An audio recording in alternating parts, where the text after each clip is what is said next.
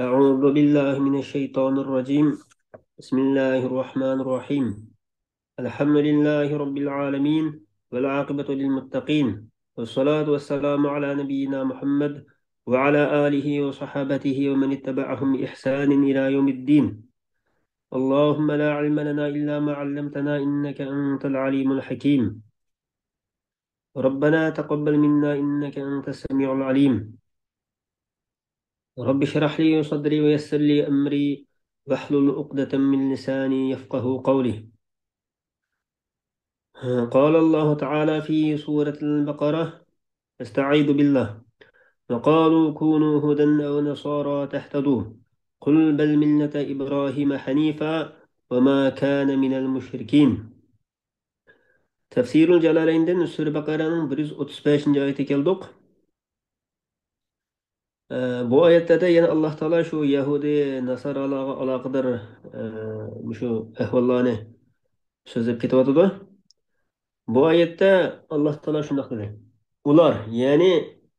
Ular Yahudi yoki Nasara bo'linglar, to'g'ri yo'l topsizlar deydi. Undaq emas. Biz Ibrohimning Islomga uyg'un diniga ergishimiz, u mushriklardan emas edi degan.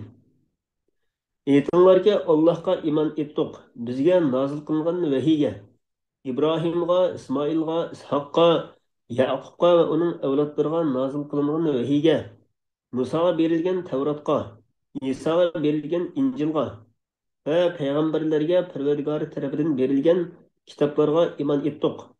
Ulardan hiçbirini ayırıp etmeymiz. Yani Yahudiler ve Nasaralarga okşaş, ularning ba'ziga iman etib, ba'zini inkar qilmaymiz. Biz Allohga bo'ysunuvchilarmiz deb mushtadanglar deyotdi. Yine vaqalu kunu hudan ev nasara tahtadu degan deki ev tafsir uchun kelgan. Yani tafsil degan e, taqsim qilish uchun demoqchi. Ya'ni yoki Yahudi bo'linglar, yoki Nasara bo'linglar deb mador deyotdi. Ashta qilsanglar to'g'ri yo'l topgan bo'lasizlar deb shu Yahudi Nasaralar shunday dedi.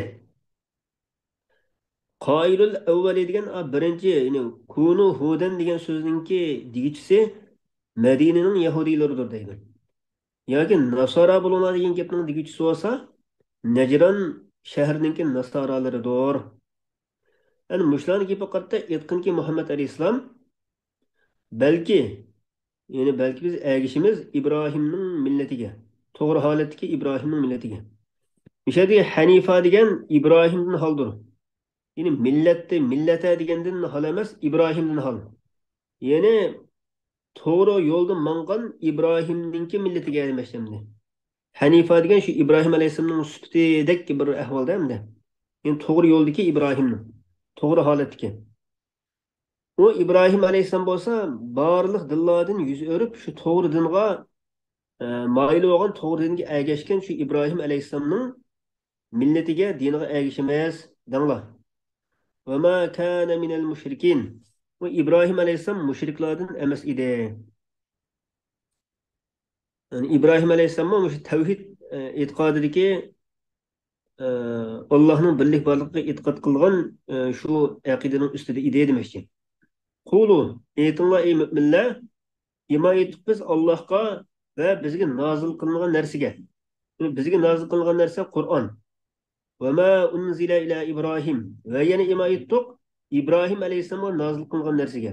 Yana 10 sahibidan iborat İbrahim alayhissalomga nozil qilingan narsaga va İsmoil alayhissalomga, Ishoq alayhissalomga, Yaqub alayhissalom va ularning bola chaqalariga, keyingi avlodlarga nozil qilingan Allah tarafından nazil qilingan shu narsaga iman etdik. Ve Musa Aleyhisselam'a berilgen Tevrat'a iman ettik. Ve İsa Aleyhisselam'a berilgen narsaga iman ettik. Yani İncil'ga. Ve ma utiyen nebiyyuna min rabbihim. Ve başka barliq peygamberlerge Perverdigarı tarafından ata kılınan narsaga iman ettik. Yani şu Perverdigarı tarafından berilgen kitaplarga ve ayetlerge. La nufarriqu beyne ahadin minhum. Biz ularning hech birining orasini ayirib etmaymiz. Yani ba'ziga iymon aytib, ba'ziga kufrlik qilgan bunday ishni qilmaymiz. Xuddi Yahudi Nasoralar qilgandek bunday ishni qilmaymiz. Va nahnu lahu muslimun. Biz u Alloh uchun islom keltiruvchilardirmiz. Yani biz Allah'a boysunuvchilarmiz demiştim. Müslüman. Yine fenu'mine bi ba'din degandiki fenu'mine degan nima uchun nasblik o'qildi desa bu faiz sababiyya va boshqa shundoq. Ya'ni biz ularning hech birisining orasini ayirib o'tmaymiz. Agar ayirib o'tib qolsaqlar qanday ahvol kelib chiqdi desa ba'zi iymon etib ba'zi kufrlik qilgan bunday ahvol kelib chiqdi demoqchi bu yani. Fenu'minu deb o'qisak bo'lmaydi ekan. Fenu'mina deb o'qiydi ekanmiz. Ya'ni mush oyat bizga islom aqidasidagi olti imonning birisi bo'lgan payg'ambarlarga imoat etish deganni tushuntirib berdi mana. Payg'ambarlarga imoat etdik. Payg'ambarlarga imoat etgan chog'da Alloh taolo Odam alayhissalomdan tortib shu Muhammad alayhissalom qadar avatgan barliq payg'ambarlarga imoat etishni o'ziga oldi. Bu payg'ambarlarning ichidan birdi birisini ayrilib qolsak, o'chanda iymonimiz iymon bo'lmay qoldi o'chanda.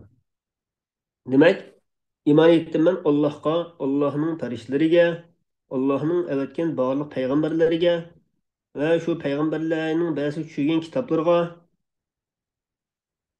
e, va oxirat kuniga iymon etdim, taqdirga iymon etdim deb boshlaymiz. Demak, bu payg'ambarlarning hammasiga iymon etish iymonning olti iymonning birisi. Endi keyingi oyatda fa in amanu bimisli ma amantum bihi faqad ihtadaw.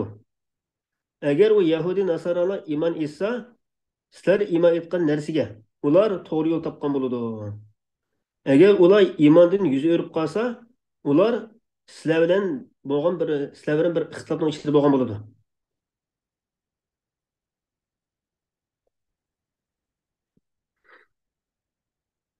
Agar ular shu sizlar iymon etgan shu to'g'ri aqidaga iymon etmay yuz o'rib qolsa, ular sizlar bilan bir ixtilofning ichida, shiqoqning ichida bo'lgan bo'ladi. Shunglashqa Alloh taolo sen uchun ey Muhammad alayhisalom ular qarta kifoya qiladi. Ularning shu ixtilofi qarta. Va huva sami'. U Alloh taolo ularning so'zini anglab turguchi, ularning ahvollarini bilib turguchi zotdir. Vaqad kafahu iyyahum biqatl Qurayza. Alloh taolo ularga Qurayza Yahudiylarni o'ldirish bilan Bani Nazir Yahudiylarni surgun qilib o'tish bilan işte kifoya qildi deydi. Va ularga jizya bekitish bilan. Sibg'atalloh Allohning diniga ergashgan. Ya'ni sibg'a degan o'sha din degan ma'noda ekan. Ya'ni bu ilgirki omannani ta'kidlab kelgan masdar deydi. Uni nasblik qilishi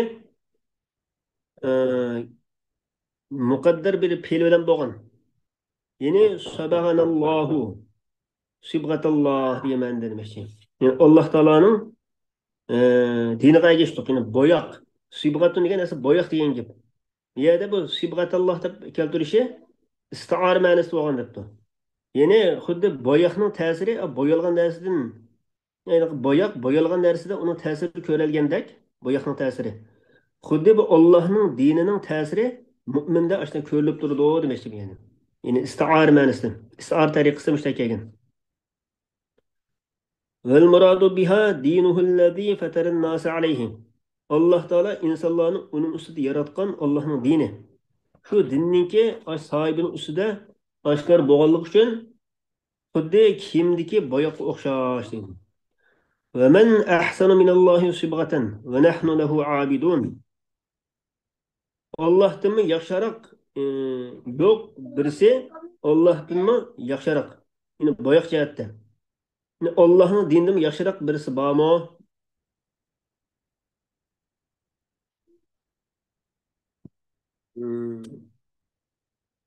Allohning dinidan yaxshi kimning dini bor? Biz Allohga ibodat qiluvchilarmiz deydi. Sura Baqaraning 139-oyatida Estaizu billah قل أتحاجوننا في الله وهو ربنا وربكم ولنا أعمالنا ولكم أعمالكم ونحن له مخلصون. Endi Yahudiylar musulmonlarga mundaq degan deydi. Biz ilgirki kitobning ahli, ya'ni bizga dastlabki kitob tushirilgan. Bizning qiblimiz bo'lsa burundir. Payg'ambarlarning hech qaysi arablardan bo'lmagan.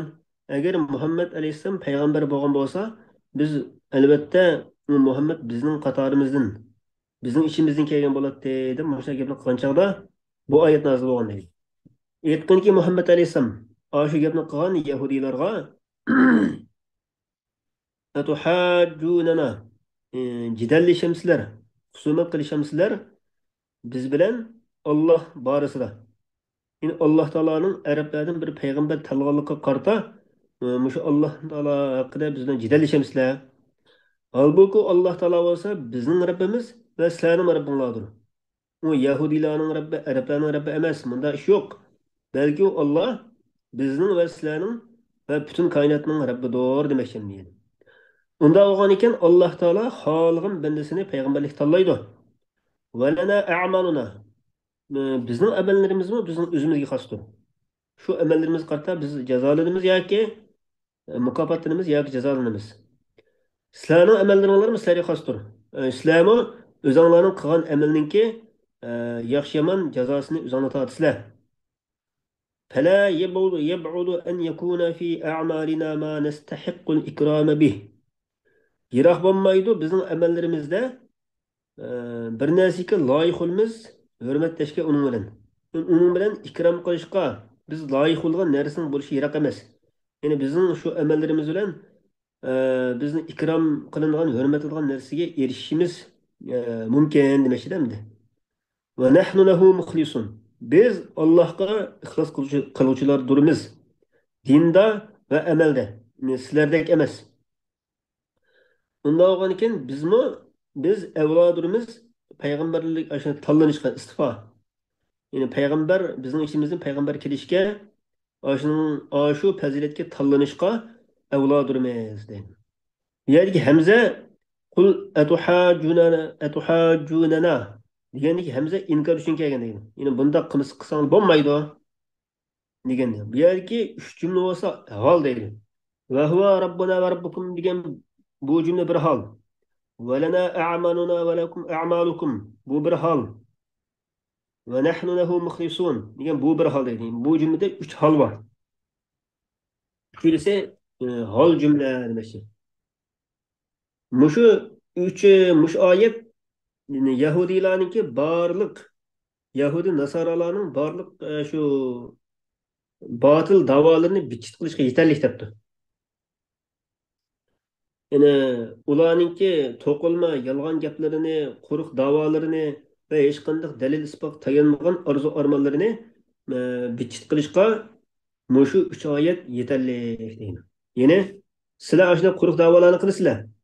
Bizning içimiz Muhammed payg'ambar haqiqiy payg'ambar bo'lgan bo'lsa, bizning içimizniki dedinglar. Sizlar unda degan bo'lsanglar, bu Alloh taolo bizning Rabbimiz sizlarning Rabbinglar bo'lsa. U Alloh taolo o'zi xohlagan bandani payg'ambar qilib avatishga qodir emasmi? U Allohning ixtiyori qilish bo'lsa. Yana birisi am taquluna inna Ibrohima va Ismoila sizlar Ibrohim va Ismoil qatorliqlar Yahudi Nasara bo'lgan demisizlar, dedinglar. Unda bo'lsa, oyatning oxiridagi mazmun shu yetarli ekan. Yana biri va man azlamu mimman katama shahadatan indahu minalloh. Zalimlik bir odam bormi, yushirdi guvohlikni Alloh tarafdan kelgan. O'zining tarafidagi Alloh tarafdan kelgan guvohlikni yushirgan odamdimi zolimroq birisi bormi? degan mush oyatda. Mushu 3 oyat Yahudilarniki barliq quruq da'volarni, orzu armonlarini bichit qilishga yetarli ekan.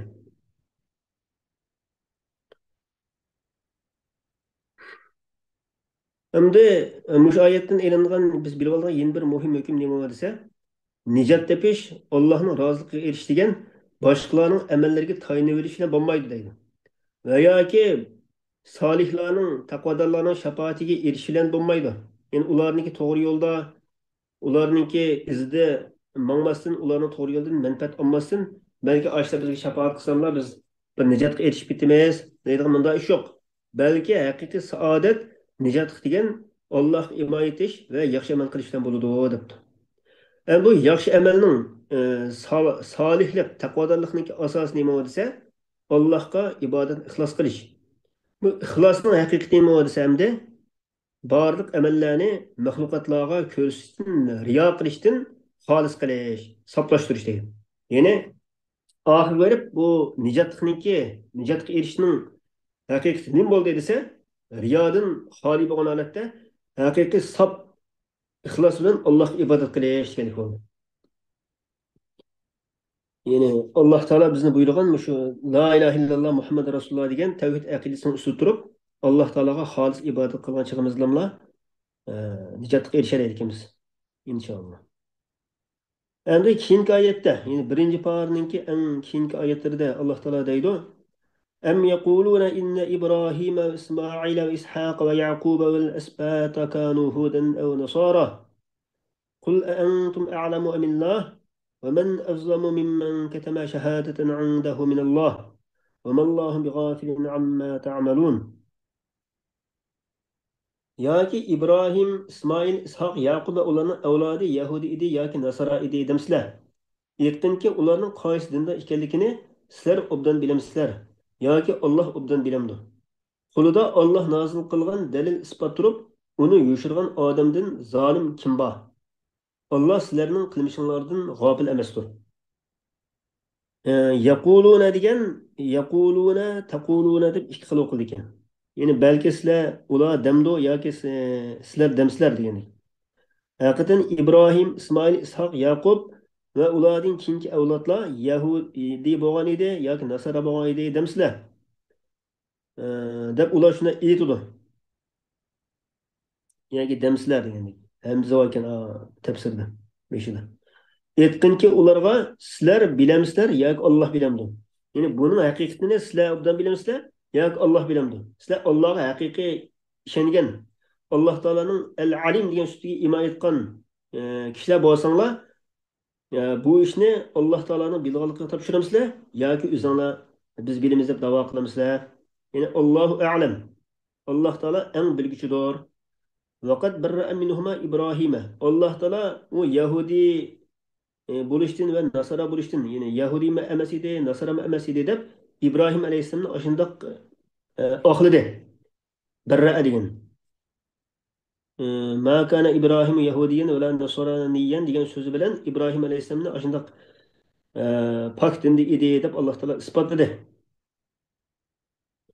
Endi İbrahim alayhissalomdan keyingi qolgan payg'ambarlar va İbrahim alayhissalomningki shu bolalari, navrilari qatorliqlarning hammasi İbrahim alayhissalomga ergashguchidir. İbrahim alayhissalom Yahudiy emas, Nasara emas bo'lgandan keyin keyingi zikr qilingan barliq payg'ambarlarmi shu bo'yicha bo'ladi demoqchi. Ergashguchi. Ve men azlamu mimmen ketema shahadatan indahu minalloh. Zalimroq kim bor bir kishidinki yushurdi. Ya'ni kishilardan maxfiy qildi, yushurdi guvohlikni shahodatin koinatin degan bo'ldi ekan. Men Alloh tarafdan kelgan o'zining tarafidagi guvohlikni yushirgan odamdimi zolimroq kim bor? Ya'ni demakchi uningdimi zolimroq odam yo'q deganni bu yerda taqrir qilmoqchi berim. Ular kimlar desa, Tavratda kelgan Alloh taoloninki İbrahim alayhisalom uchun to'g'ri dindagi payg'ambar edi degan guvohligini yushirgan kishilar deydi, Yahudiylar. Shular yushirdi. Va mallohu bighafilin amma ta'malun. Alloh taolo sizlarning qilgan ishinglardan g'ofil emasdir. Sizlar hech kim ko'rmaydi deb yoki o'zinglarniki bilguncha qaraymagan jo'ylab unday gaplarni qilganinglar bilan hammani bilib turuvchi Alloh taolo sizlarning qilayotgan qilmishinglardan hargiz g'ofil emas deb ularga tahdid selish bilan deydi. Tilka ummatun qad xalat laha ma kasabat va lakum ma kasabtum. Shular bo'lsa o'tgan bir ummatdir. İlgari o'tgan bir ummat. Ularning amallari o'zlari uchundir, sizlarning amalinglarmi o'zinglar uchundir. Ularning qilmishiga sizlar javobgar emas deydi. Yani mush oyatlarda ikki cho'ng bir muhim nuqta bor debdi.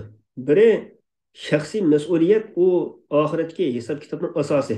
Yani har odam mush dunyoda qanday amal qilgan bo'lsa, nima ish qilgan bo'lsa, shu qilgan ishning jazosini o'zi tortadi demoqchi. Yaxshi qilgan bo'lsa-mu mukofotini o'zi ko'radi, yomon ish qilgan bo'lsa-mu jazosini o'zi tortadi. Mana mushu islom shariati etkagan islom shariati faxrlanadigan birdan bir ishdir. İlgirki Arablar, Rumliklar ning nazaridagi shu jahiliyatning urf odatlari bunday emas ekan. ular mas'uliyatni haqiqiy jinoyat o'tkazganlardan keyin g'ayriga otib qo'yib, anaqa sharafli odam, bunda martabasi yuqori odam bir jinoyat o'tkazib qolsa, jinoyatni unutmay boshqalarga otadigan bunda ahvollar bor ekan. Demak, islom shariati undaq emas. İslam şeriatida Alloh taolo avatgan birdan bir to'g'ri din bo'lgan islom shariatida har odam o'zining qilgan amaliningki yaxshi bo'lsin, yomon bo'lsin, natijasini o'zi ko'radi demoqchi. O'zi tortadi. Endi ikkinchi muhim nuqta nima desa, ilgirki barliq ilgirki payg'ambarlarning hammasi ular yo'lboshchi va fazilatiga binoan ular shunday dinda yo'lboshchi bo'lgan peshvo, işte faziletlik kishilar edi. Shunda turuqliq ularni o'zlarining qilgan amali va kasbininki qilgan ishining mukofotini o'zi ko'radi. Shularni o'zlarining qilgan ishi qattiq o'zlari hisob beradi. Unda bo'lgan ekan boshqa insonlar mushuna bo'lishga texim loyiqroq deydi. Ya'ni boshqa insonlarmi o'zlarining qilgan ishiningki jazosini o'zi tortganligi, har odam o'zining qilgan ishiga o'zi mas'ul ekanligi texim avvalroq shundoq bo'ladi demoqchi ekan. Alloh taolo hammalarni haq dinning ustida mustahkam turishni nasib qilsin. Alloh taolo hammalarga manfaatli ilm ato qilsin. Wa axiru da'wana anil hamdulillahi robbil alamin.